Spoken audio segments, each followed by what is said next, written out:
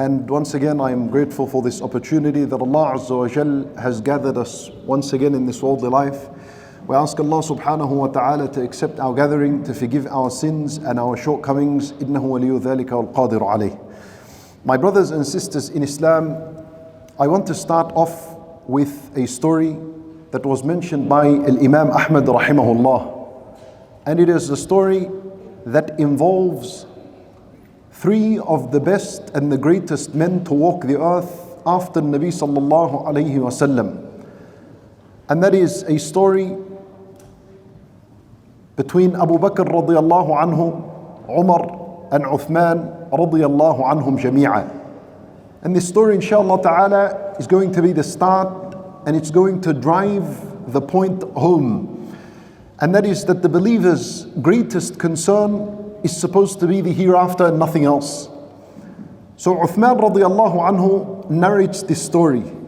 He said one day he was sitting, and this was during the Khilafah of Abu Bakr radiyallahu anhu. So as Uthman radiyallahu anhu was sitting, Umar radiyallahu anhu walked past him and he gave him as-salam. So Uthman did not respond. And Umar radiyallahu anhu was bothered by this. So he continued to walk until he reached Abu Bakr radiyallahu anhu. And he complained to him. He said to him, moments ago, I walked past Uthman and I gave him salam and he did not respond to me. So Abu Bakr radiyallahu anhu took this matter serious, because brotherhood between the companions was a preserved and a sacred matter. So Abu Bakr radiyallahu anhu, Umar, both of them went to Uthman. And Abu Bakr radiyallahu anhu said to Uthman, why didn't you give your brother Umar as-salam? Why didn't you respond to his salam? So Uthman radiyallahu anhu said, Umar radiyallahu anhu did not walk past me, nor did he give me any salam. So Umar radiyallahu anhu, he said, Wallahi, I walked past him and I gave him a salam. However, it's the pride of Bani Umayyah, referring to the family of Uthman. It's his pride and his arrogance that prevented him from returning my salam. So then Abu Bakr radiyallahu anhu, he looked back at Uthman, and Uthman emphasized once again, saying, Wallahi, he did not pass by me and he did not give me salam. So Abu Bakr radiyallahu anhu, he said to Umar that Uthman radiyallahu anhu was bothered by something huge. And so he perhaps didn't even notice you and notice your salam. Upon this, Uthman radiyallahu anhu said, indeed, O Abu Bakr. So Abu Bakr radiyallahu anhu questioned Uthman, and he said to him, Ya Uthman, what has bothered you? And what has concerned you? To the point that you forgot and you did not notice your brother walking past you and giving you as-salam.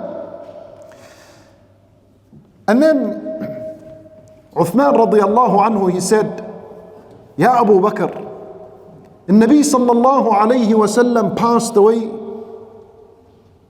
He passed away and I did not have the chance to ask him, what saves us on the day of judgment? Allahu Akbar. And so he was occupied and he was so concerned about the day of judgment and the afterlife and the hereafter that he didn't even notice Umar radiyallahu anhu walking past and giving salam. And by the way, Uthman is already guaranteed the paradise. He's from the 10 that are already guaranteed the paradise. So Abu Bakr radiyallahu anhu, he says, قَدْ سَأَلْتُهُ عَنْ ذَلِكَ. I've already asked the Nabi sallallahu alayhi wasallam about this matter that is bothering you. So Uthman radiyallahu anhu immediately got up and he rushed to Abu Bakr and he said to him, بِأَبِي أَنْتَ وَأُمِّي أَنْتَ أَحَقُّ بِهَا. He said to him, my father and my mother, I'll sacrifice them for your sake. You're the most rightful person to ask this question to Nabi sallallahu alayhi wasallam. Tell me, What did he answer you? What did he answer you with? So Abu Bakr radiallahu anhu, he said, I asked the Messenger sallallahu alayhi wasallam, and I said to him, Ya Rasulullah, man najatu, ma najatu hadha al-amr? O Messenger of Allah, what will save us on that day? On the day of judgment, on the day in which people and mankind are gathered naked, barefooted, uncircumcised, poor. So in Nabi sallallahu alayhi wasallam, he said, من قبل مني الكلمة التي عرضتها على عمي فردها علي فهي له نجاة. Nabi sallallahu alayhi wasallam, he says, whoever accepts and adheres and commits to the word that I presented to my uncle Abu Talib, and he rejected it, which is La ilaha illallah, then this would save him on the day of judgment, and this would be what will save him on the day of judgment and in the afterlife. My brothers and sisters in Islam, this is a story, an introduction to the matter. We realize from this, Sahaba radiyallahu anhum, their greatest concern in life was the afterlife. And how are they going to make it on the day of judgment? How will they be saved from Allah's punishment? And how will they enter the paradise? And this is a concern of the three greatest men that walked the earth after Nabi sallallahu alayhi wasallam. Each and every single one of them was promised by Nabi sallallahu alayhi wasallam a position in the paradise. Yet the believer cannot control his emotion and his heart, but to be concerned. And so tonight's lecture is going to be, how does a person make the afterlife his greatest concern? Especially during a time and age in which we live in, a digital age that we live in. Phones are in our hands 24/7. We are occupied and bothered by news. Perhaps if this story was narrated by one of us, then if you were to complain about a brother that gave you salam and he did not respond, maybe that person was occupied by something of this worldly life and not something of the afterlife. وَلَا حَوْلَ وَلَا قُوَّةَ إِلَّا بِاللَّهِ. We ask Allah Azza wa Jal to rectify our state and affairs. And Nabi sallallahu alayhi wa sallam, he says, as in the hadith of Zayd ibn Thabit radiyallahu anhu, مَنْ كَانَتِ الْآخِرَةُ هَمُّهُ. This is a hadith. This hadith, and Nabi sallallahu alayhi wa sallam teaches us that as mankind, we have two roads to choose from. One of these roads, مَنْ كَانَتِ الْآخِرَةُ هَمُّهُ. Anyone who makes the afterlife his greatest concern, there are prizes. There are three things that are mentioned in the hadith. We will leave these until the end, and now we're going to focus on this first point. How does a believer make the afterlife his greatest concern? My brothers and sisters in Islam, these are not just words that you say on your tongue when you wake up in the morning. Yani it's not like you get up in the morning and you say, Bismillah, today the afterlife is my greatest concern. And then you move on in your daily routine and your daily life. That's not the case. مَنْ كَانَتِ الْآخِرَةُ هَمُّهُ. The one who has made the afterlife his concern, then this would require a commitment of worship from the very beginning of the day. And so you take out 10 to 15 to 20 minutes before Salat al-Fajr, and you rise at this time, and the only reason you've woke up so that you can pray 2 rak'at before Adhan al-Fajr takes place. The one who gets up 20 minutes before Adhan al-Fajr with the intention of praying 2 rak'at lillah is starting to prove to himself from the very beginning of the day that the afterlife is my greatest concern. Otherwise, why would you get up? At a time in which it's not a time of cooking, it's not a time to take children to school, it's not a time of work, it's not a time to respond to emails and to receive phone calls and to make phone calls. This is not a worldly time. Rather, mankind at this time are all dead and all asleep. And from among mankind, you wake up 20 minutes before Adhan al-Fajr. Allahu Akbar. And you internalize and you feel hadith al-Nabi sallallahu alayhi wa sallam. in which Allah Azza wa Jal, He says, رجل من أمتي يقوم من الليل يعالج نفسه إلى الطهور وعليه عقد. And Nabi sallallahu alayhi wa sallam, he says that Allah Azza wa Jal says, there is a person from among my nation, my ummah. He rises at night. This could be a man or a woman. Watch, observe this scenario that Allah subhanahu wa ta'ala is highlighting and taking notice of it. You might be getting up and no one watches you and no one sees you. This is not a moment that is televised and broadcasted live on social media. This is a moment between you and Allah Azza wa Jalla, and it's going to test how sincere you are concerning making the afterlife your greatest concern. A person rises at night. يعالج نفسه إلى الطهور. He strives and struggles against himself to perform al-wudu. Shuf, Allah Azza wa Jalla notices the struggle and the hardship and the pain and the difficulty that it takes to get up 20-30 minutes before Adhan al-Fajr to make wudu. وَعَلَيْهِ عُقَدْ. And on his neck, on the back of his head, there are knots that are tied by a shaitan. فَإِذَا وَضَّأَ وَجْهَهُ انْحَلَّتْ عُقْدَهُ. The moment you wash your face with warm water, especially in this freezing cold weather, and it is permissible to turn on the tap and wait for the water to become warm. There is no sin and there is no transgression if the water is passing and it's running and you're waiting for it to be warm. So you don't have to worry about wasting water, as the ulama rahimahumullah mentioned. Once you wash your face, one knot is untied. فَإِذَا وَضَّأَ يَدَيْهِ انْحَلَّتْ عُقْدَهُ. When he now washes his hand, another tie is unknotted. فَإِذَا مَسَحَ رَأْسَهُ انْحَلَّتْ عُقْدَهُ. And when he wipes his head, another tie is unknotted. فَإِذَا وَضَّأَ رِجْلَيْهِ انْحَلَّتْ عُقْدَهُ. And when he washes finally his foot, the last of the ties are unknotted. فَيَقُولُ اللَّهُ تَعَالَى لِلَّذِينَ مِنْ وَرَاءِ الْحِجَابِ. Allah Azza wa Jal, He addresses those behind the curtain. And those are the angels, the high-ranking angels that are in the presence of Allah subhanahu wa ta'ala. He says to them, انظروا لعبدي هذا ليسألني. Look at this servant of mine. Observe him. Look what he did for my sake. Go ahead and ask. Allah is saying to this person, go ahead and ask.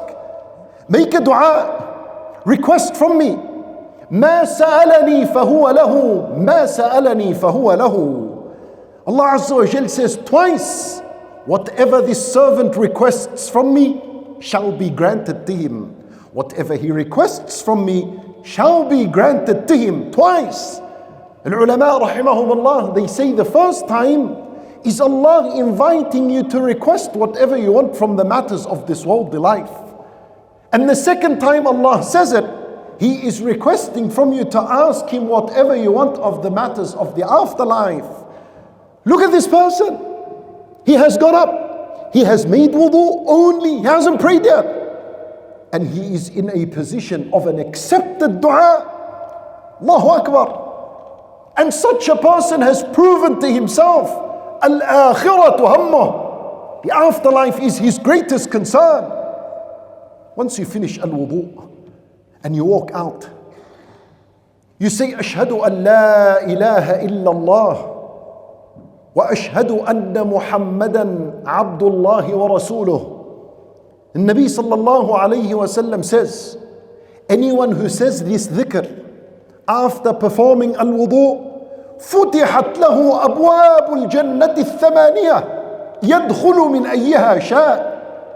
The 8 doors of the paradise open for such a person, and he is told on the day of judgment, enter whichever one of these 8 doors you like. Allahu Akbar. Hada, he has not prayed yet, just wudu and dhikr after al-wudu. Al-akhiratu hammuh. This is how you're building this concern within your heart. This is how you're proving to yourself and to your Lord subhanahu wa ta'ala that the afterlife is your greatest concern. Afterwards, you head towards your room. You head towards the prayer area that you have designated in your house. Well, there doesn't have to be a designated area. Pray anywhere in the house, so that multiple parts of this house bear witness for you on the day of judgment that you stood and prayed for Allah Azza wa Jal. 2 rak'at, my brothers and sisters in Islam, wallahi, they are going to go a long way in enhancing your relationship with Allah and raising your levels and ranks in the paradise. Nabi sallallahu alayhi wa sallam, he says, anyone who performs al-wudu and stands and prays 2 rak'at, and he clears his heart of distractions, worldly distractions. That's very easy at this time. At this time it's very easy. And my advice is, when you wake up that 20 minutes before Adhan al-Fajr, do not touch your phone. Don't touch it. Don't read a single message. Don't open WhatsApp, because that will begin to play on your heart and on your mind. You wake up fresh. You wake up clean. You wake up peaceful, tranquil, no noise around you, no distraction, no worldly matters. Keep it that way. If you want to sincerely pray 2 rak'at in which your heart is clear of worldly distraction, then don't touch the phone from the very beginning of this day.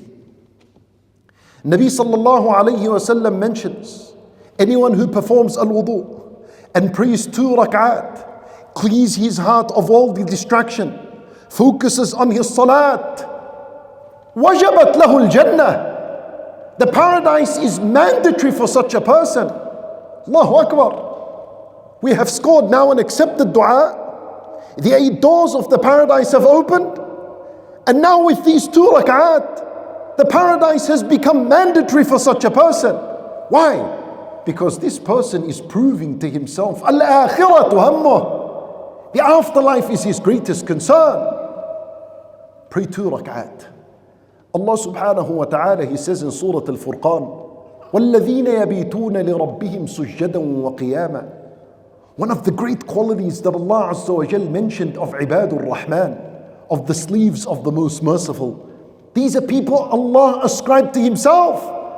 These are people that are elite and special in the sight of Allah. One of their qualities, Allah Azza wa Jal, He said, and those who spend some of the night for their Lord, لِرَبِّهِمْ, for their Lord, they spend some of it in ruku' and sujood, in standing and in sujood, يعني in salat. Ibn Abbas radiyallahu anhu, he said, the one who prays 2 rak'at at night will be included among this ayah, will be included from this ayah. And then you ask about what should I read in these 2 rak'at? I say to you, minimum 10 ayat. Because the Nabi sallallahu alayhi wa sallam, he said, من قام بعشر آيات لم يكتب من الغافلين. Anyone who prays and recites at least 10 ayat, he will not be counted that night from among the heedless. And if he is not counted from among the heedless, that means he is counted from among those who remembered Allah Azza wa Jal and were conscious and aware of Allah Azza wa Jal. Surah Al-Falaq and Surah Al-Nas together make 11 ayat. That's your 10 ayat. Is it difficult? Wallahi, it is not difficult. Physically, it is not difficult. But I tell you, my brothers and sisters in Islam, the strength and the power that we require is not a physical strength. This requires spiritual strength, strength of the heart. And that can only be granted by Allah Azza wa Jal. So you need to be falling on your face in sujood, asking Allah Azza wa Jal to grant you spiritual strength, so that you're able to make the afterlife your greatest concern. وَالَّذِينَ يَبِيتُونَ لِرَبِّهِمْ. and those who spent some of the night for their Lord. See this, لِرَبِّهِمْ, it implies love. So the only drive and the only inspiration for why you got up at night was for Allah Azza wa Jal. Nothing else, no one else. لِرَبِّهِمْ. You pray these 2 rak'at, and afterwards you sit and you engage in istighfar. This is what? Moments before Adhan al-Fajr. The best thing to do at that time is to seek forgiveness. As Allah subhanahu wa ta'ala praised the believers that seek His forgiveness at the time of as-sahar, meaning at the time of suhoor, which is just before Adhan al-Fajr.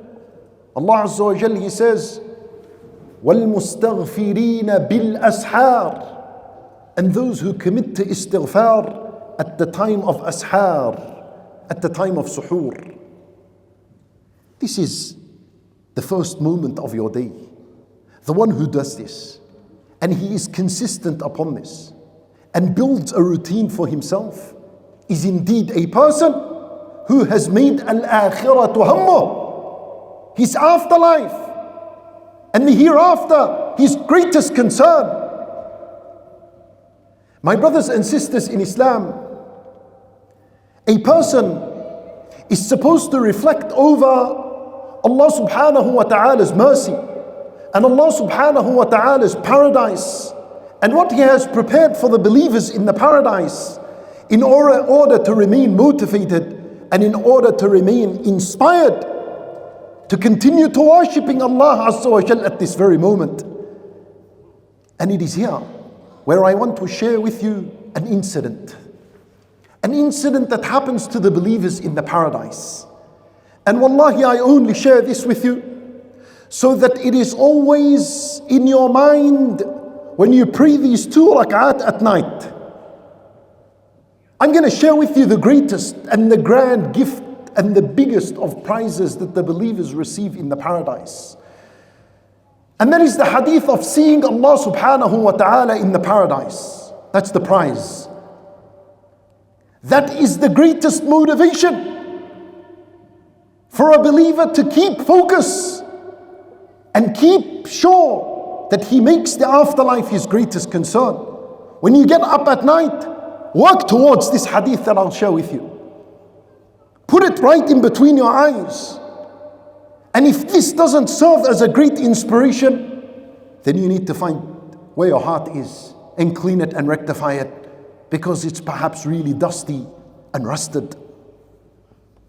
Nabi sallallahu alayhi wa sallam, he says, يوم ينادي المنادي يا أهل الجنة إن ربكم تبارك وتعالى يستزيركم فحي على زيارته. In the paradise, when the believers have entered, a caller is going to call out, O people of the paradise, your Lord is inviting you all for a visit. So hurry up, come along to visit Him subhanahu wa ta'ala. So the believers will say, Sam'an wa ta'atan, we hear and we obey. And they will get up hastily, rushing to His visit subhanahu wa ta'ala. فَإِذَا بِالنَّجَائِبِ قَدْ أُحِدَّتْ لَهُمْ. And then the best of transportation is prepared for them. And they get on the back of these transport, and it rushes the people of the paradise until they reach an area in the paradise called Al-Wadi Al-Afyah. Al-Wadi Al-Afyah means a huge open space that has been made for this special appointment with Allah subhanahu wa ta'ala. Then the Nabi sallallahu alayhi wa sallam, he said, وَجَمَعُوا هُنَاكَ فَلَمْ يُغَادِرِ الدَّاعِي مِنْهُمْ أَحَدًا. They all gather up in that location, in that area, and no one is left behind. Think of this hadith, my brothers and sisters in Islam. As you wake up at night, praying these 2 rak'at, then Allah subhanahu wa ta'ala will order for His kursi to come down and be established in that area, in that open space.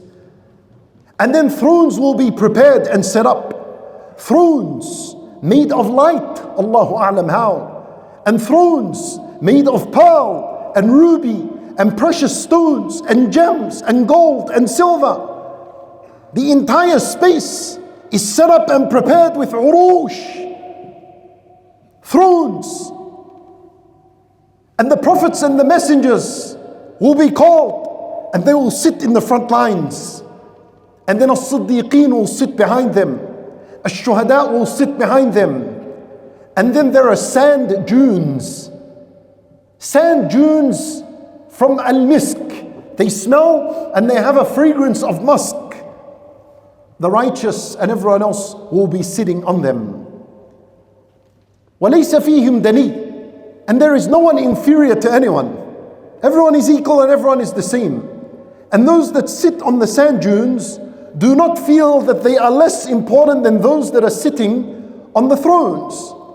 And this seating arrangement,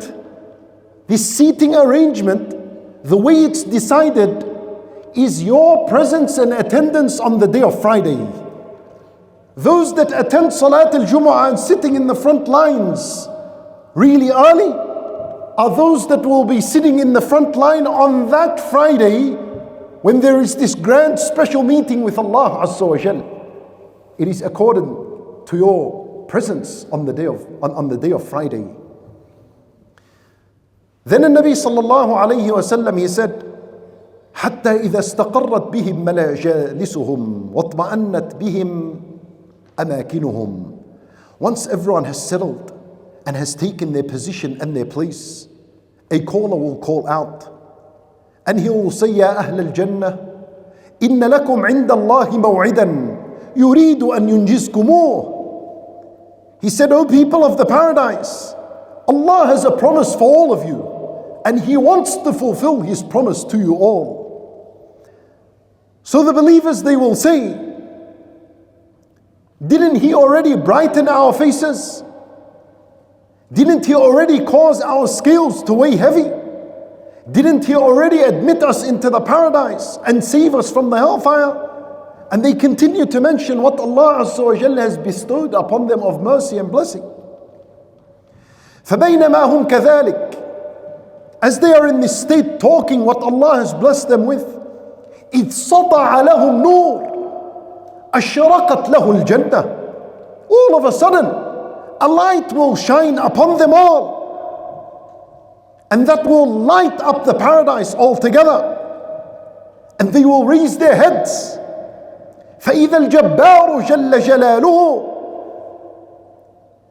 قَدْ شَرَفَ عَلَيْهِمْ مِنْ فَوْقِهِمْ. And all of a sudden, it is that Allah subhanahu wa ta'ala has manifested above them, encompassing them from above. And He will say to them, subhanahu wa ta'ala, He will say, يَا أَهْلَ الْجَنَّةِ السَّلَامُ عَلَيْكُمْ. O believers, O people of the paradise, peace be upon you all. Then they will respond with the best words that were ever said. Allahumma anta as-salam wa minka as-salam tabarakta ya dhal jalali wal ikram. O Allah, you are the peace and from you comes the peace. You are full of blessings. You're the possessor of majesty and honor. فيتجلى لهم الرب تبارك وتعالى يضحك لهم. Then their Lord subhanahu wa ta'ala will manifest and display to them, and He will be smiling at them, and He will say to them,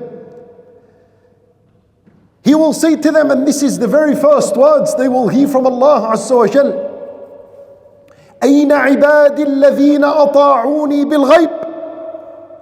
He will say, where are those? Where are my slaves that obeyed me without seeing me? اليوم يوم المزيد. Today is the day of increase and the day of abundance. See this word here. Make sure this is your focus. Every night when you wake up, Allah Azza wa Jalla will tell the believers, أين الذين أطاعوني بالغيب ولم يروني. Where are those who worship me and never saw me. Even the case of the believer that wants to make the afterlife his greatest concern, he must be standing worshipping Allah, knowing that Allah Azza wa Jal sees him, yet he cannot see him. أين الذين أطاعوني بالغيب ولم يروني. How are you going to be part of this hadith if you never had an effort to get up and to worship Allah subhanahu wa ta'ala and to prove that the afterlife is your concern? So all the people of the paradise will gather and unite upon one word. They will say, أن قد رضينا فرض عنا. Our Lord, we are pleased with that which you has given us. So be pleased with us, bestow your pleasure upon us. So Allah Azza wa Jal would say, O people of the paradise, if I wasn't pleased with you, I wouldn't have admitted you into my paradise. This is the day of increase. هذا يوم المزيد. This is the day of abundance. فاسألوني, ask me, request from me. So they all gather and unite upon one word. And they say, أرنا وجهك ننظر إليك. Our Lord, show us your face so that we may look at you. Allahu Akbar. This is a grand moment. This is a special moment. This is the peak of all prizes in the paradise. And then Allah subhanahu wa ta'ala will remove the veil and He will remove the curtain that is between Him and His creation. And it is at that moment they will all be enveloped with the light that is emanating from Him subhanahu wa ta'ala. Allahu Akbar. And had Allah Azza wa Jal not decreed for them not to burn, we would have all burnt. And there will be no one that remains in this gathering except that Allah subhanahu wa ta'ala will speak to him individually. And He will remind a person about the wrongdoings that he used to do in this worldly life. And He will say to him, don't you remember when you did such and such? And this person will say, oh Lord, didn't you forgive me? And Allah Azza wa Jalla would say, of course, my forgiveness has reached you. And this is why you're in the position that you are in. And this happens every Friday. It happens every Friday. And so you recall and you remember this hadith and you remember this incident that happens between Allah and the believers. And this should be a great motivation and an inspiration for you all to get up the 20 minutes before Salat al-Fajr and pray 2 rak'at for Allah in hope that you are invited to this open space and open land so that you can see Allah subhanahu wa ta'ala. My brothers and sisters in Islam, it will be moments before Adhan al-Fajr. And then once Adhan al-Fajr is called, you get up and you pray 2 rak'at, Sunnatul Fajr. Don't skip 2 rak'at, Sunnatul Fajr. This 2 rak'at before Fajr, and Nabi sallallahu alayhi wa sallam used to pray it, whether he was a resident or on travel. Even in Hajj, those who have experienced al-Hajj and have slept a night in Muzdalifah. You know, people slept a night in Muzdalifah, they're hungry, they've slept only a few moments, a few hours, they're tired, they're restless, it's hot, it's extreme, it's exhausting. Even then the Nabi sallallahu alayhi wa sallam would pray 2 rak'at Sunnat al-Fajr. And he would say, ركعتا الفجر خير من الدنيا وما فيها. That these 2 rak'at before Salat al-Fajr are better than this worldly life and everything that is in it, of gold and silver and cars and homes and positions and whatever you can think of. How, you might ask? How? And if I was given a suitcase of $1 million, how is that not better than the 2 rak'at? I tell you why. And please, my brothers and sisters in Islam, wallah, don't miss these 2 rak'at. When you pray the 2 rak'at Sunnat al-Fajr, be well and sure and aware that there is nothing possibly on earth that you could be doing that is better than what you are doing at that very moment. Nothing, wallahi, if the entire world was given to you, it will not be better than these 2 rak'at. Hard to understand. But uqsimu billah, you'll see the reality of this in your grave and on the day of judgment.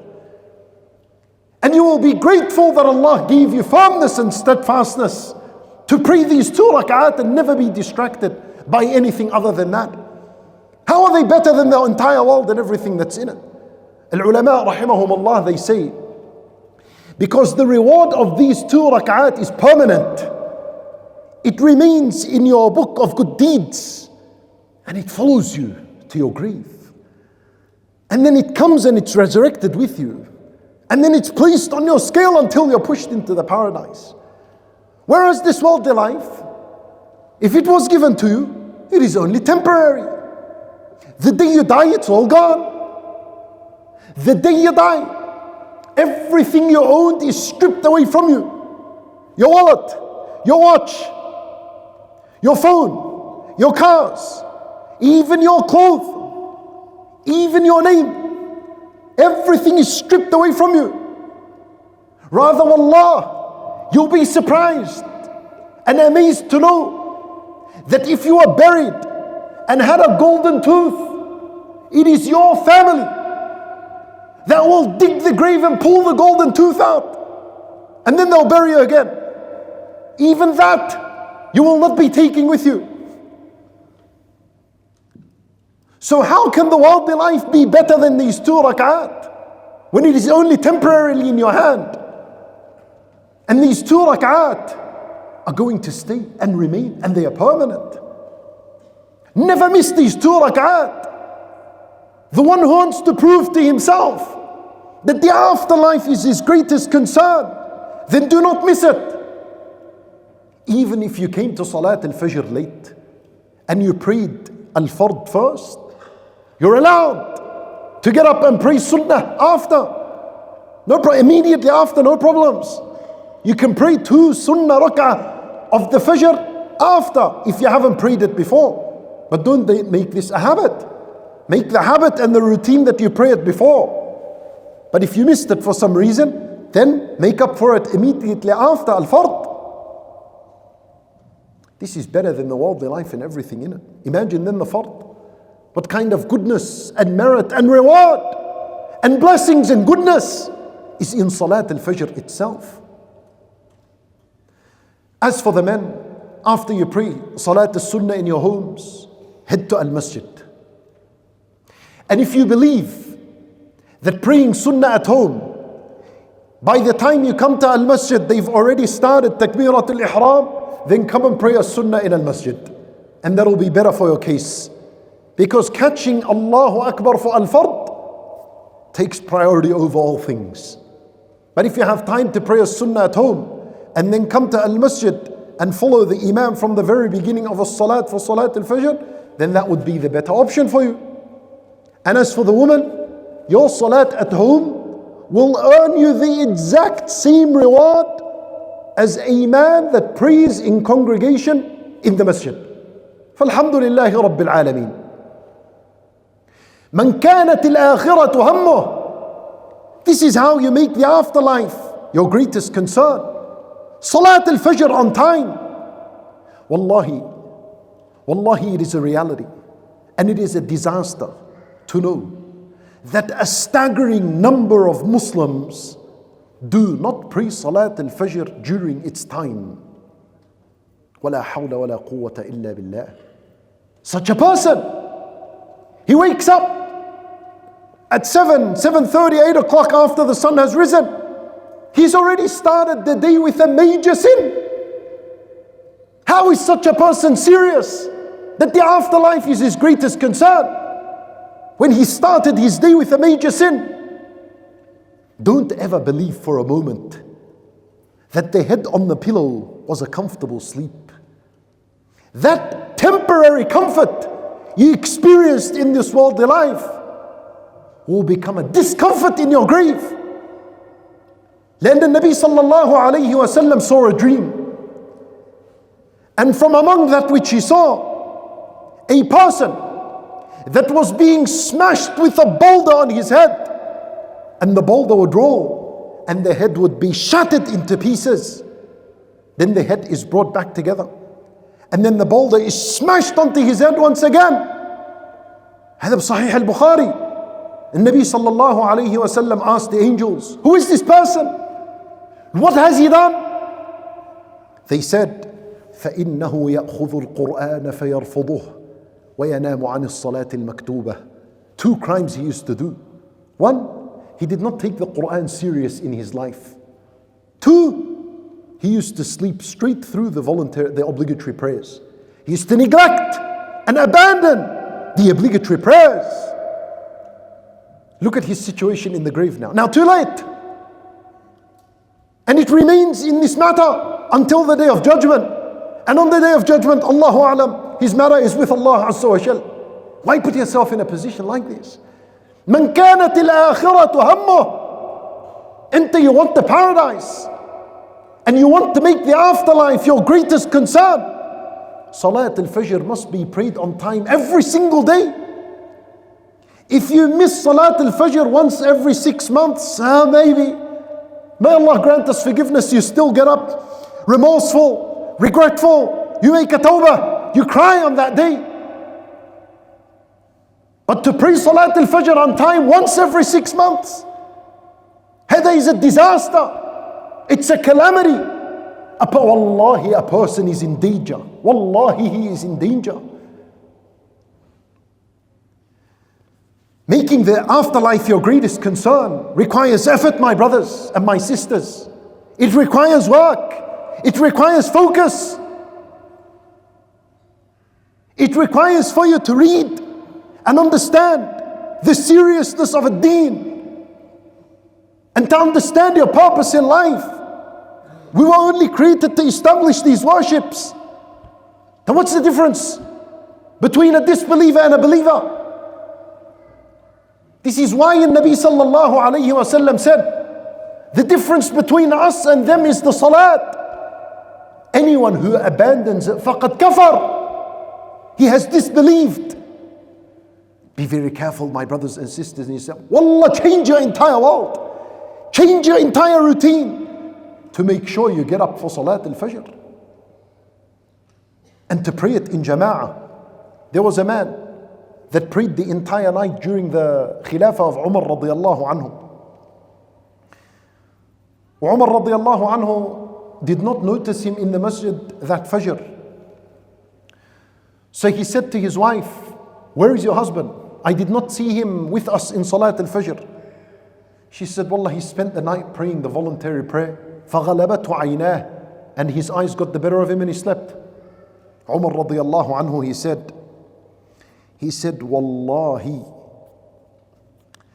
he said, لَأَنْ أَشْهَدَ صَلَاةَ الصُّبْحِ فِي جَمَاعَةٍ أَحَبُّ إِلَيَّ مِنْ أَنْ أَقُومَ لَيْلَةً. He says, by Allah, it is more beloved to me that I pray Salat al-Fajr in congregation. That's more beloved than spending an entire night in voluntary prayer and then sleeping and not attending Salat al-Fajr in Jama'ah. Huge deal. A huge matter. A Muslim doesn't pray Salat al-Fajr in Jama'ah. Wallahi, during the life of the companions, such a person has a big question mark on him. Labeled among the Sahaba as a munafiq. What is he preparing for the afterlife? He's far away. And Nabi sallallahu alayhi wa sallam said, إن أثقل صلاة على المنافقين صلاة الفجر وصلاة العشاء. The heaviest prayers upon the hypocrite is Salat al-Fajr, and he began with that, and Salat al-Isha. هذا hypocrisy. The one who misses Salat al-Fajr. And a person is thrown into kufr if he abandons and he neglects it altogether. And this is by the word of Rasulullah sallallahu alayhi wa sallam. And at the same time, there are great virtues and great benefits for the one who prays it in congregation. And Nabi sallallahu alayhi wa sallam, he says, بشر المشائين في الظلم إلى المساجد بالنور التام يوم القيامة Congratulate those who walk in the darkness to Al-Masjid with full and complete light on the day of judgment. Shuf, on the day where people will be struggling, walking on that sirat, on that thin path that is sharper than a sword and thinner than a hair. And people are falling left and right. But the believer, his salat al-fajr, because it's a prayer that is prayed still in the dark, becomes a source of nur, light for him. Walking with clear vision and no obstruction whatsoever. Allahu Akbar. Nabi sallallahu alayhi wa sallam, he says, anyone who prays salat al-fajr in congregation, فَكَأَنَّمَا صَلَّى اللَّيْلَ كُلَّهُ. He earns the reward of praying the entire night. You see what I began with in that 2 rak'at, and if you're struggling with all of that and weren't able to introduce this to your system and your routine, no problems. Get up for salat al-fajr, khalas, deal. And pray it in al-masjid. You earn the reward as though you prayed the entire night when in reality you were sleeping all night. How goes that? The one who makes the afterlife his concern and his care, Allah blesses him. Allah looks after him. Allah does not shortchange him. There's goodness in whichever way you look at it. Allahu Akbar. Nabi sallallahu alayhi wa sallam, he said, Man kanat al-akhiratu hammuh.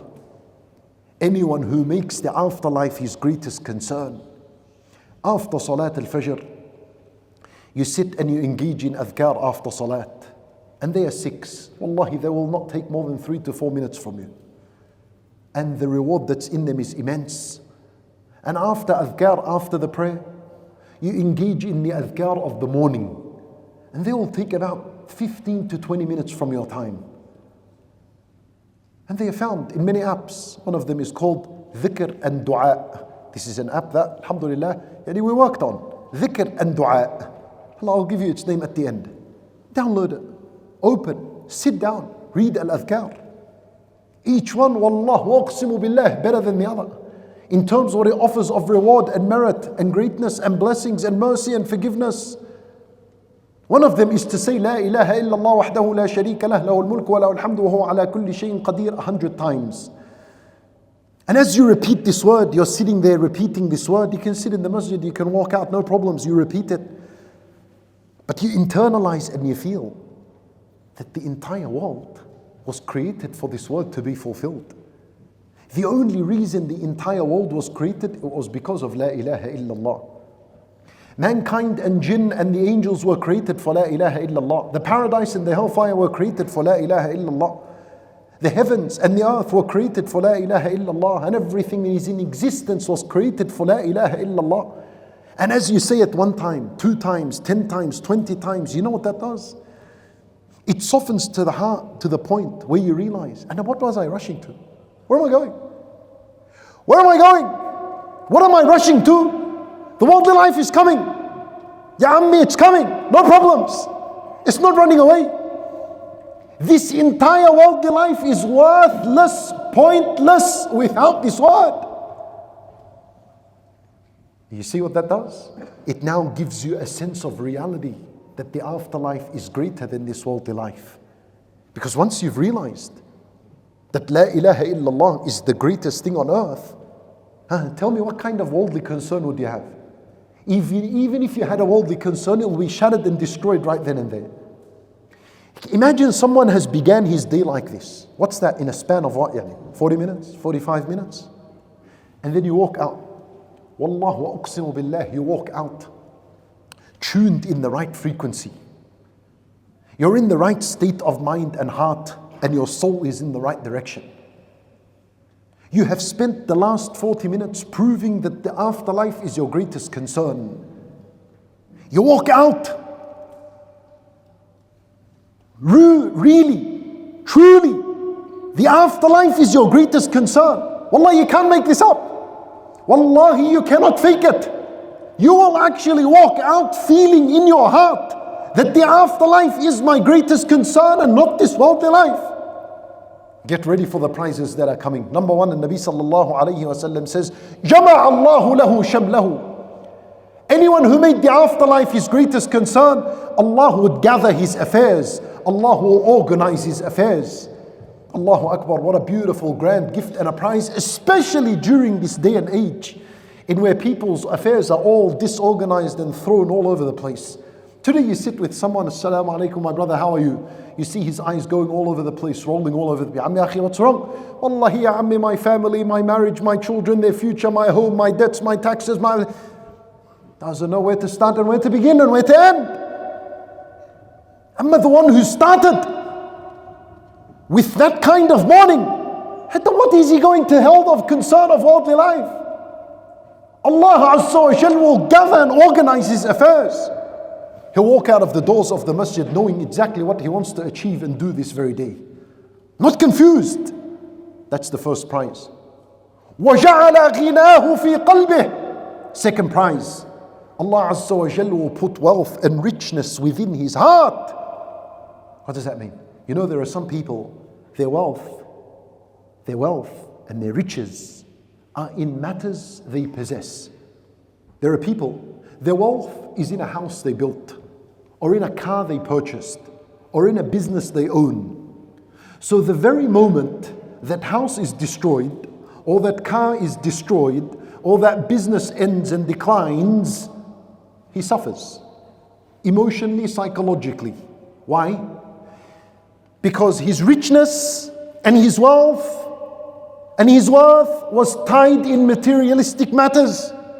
So when they are taken away, emotionally he's disturbed, psychologically he's disturbed. Then we have the stories of depression and suicide and anger and whatever it is.